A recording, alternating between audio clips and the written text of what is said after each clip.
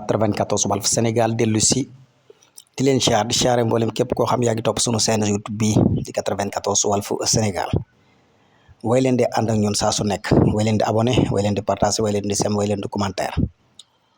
Passy Walda de fi mu toll nii xam naa ne biti yéen ñi woy jaay am ngeen sérieux problème de voilà xam nga Ousmane Sonko jamono yi ñu toll nii moom ku mu laal nga niin ku ko laal niin lu mu tudd rek loola moom tey ji dina jeex maa ngi gis ni wax yi nga xam da koy sol mooy cuub yi nga xam ne moo ngi koy sol am ci ay simis ak ya ci aju gars yi maa ngi gis gars yi fi mu toll nii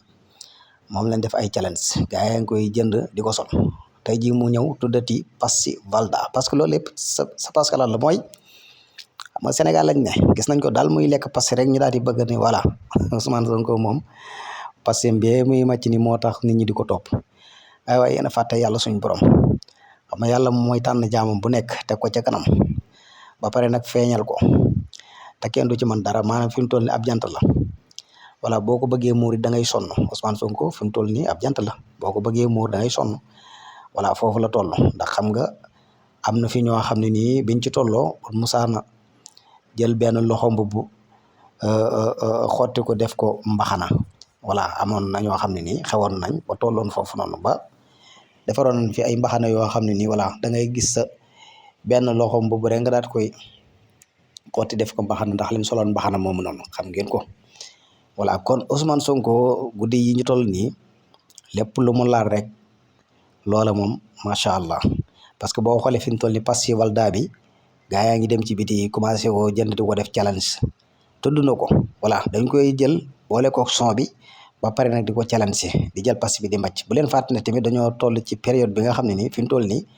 si buru si bari na voilà soj mi bari na voilà changement de climat bi te nit ñi kër goo ci dugg daanaka ma ngay sëqat rek ak ko soj voilà kon nag Passy Walda bii nga xam ne nii Ousmane Sonko Seydina Ousmane Sonko mu sell mi waaw tudd na ko kan yéen amaale ngeen occasion man koo mën a dem jënd ji voilà xam naa ne borom bitig yi rek laa yërëm ndax xam naa ne gars yi dinañ ko jënd ji ndax danañ ko commencé def challenge gis nga Cheikh Bara Ndiaye nga noonu ci Passy Walda bi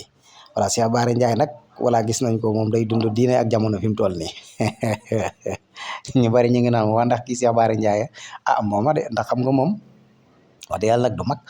ndaw la de comme ñëpp gis nga ko bu solee voilà yaa ma gën a xam buy dund jamono ji moom gis nga ko bu solee li nga xam ne nii voilà moom la góor yàlla yi sol moom da ngay gis maanaam xale bu ndaw la voilà bu solee nag yére yi nga xam ne gars yi noonu la nga xamee dañ naan ndax kii Cheikh Bara Ndiaye xam nga gars yi moom voilà jàpp nañ ni moom Cheikh Bara Ndiaye moom wërta sol voilà chemise wërta sol tubéy voilà wërta sol tamit voilà casquette en tout cas daal adduna daal lañ nekk parce que demagun fële adduna lañ nekk te adduna boo ci nekkee faaw tamit li nga sentir rek voilà soo ko mënee def te du gaañ nga def ko wax dëgg yàlla lii mu def nii dara nekku ci gars yi daal xam naa Cheikh Bara Ndiaye ak colka yi ñu ko xamee ya ci aju moo tax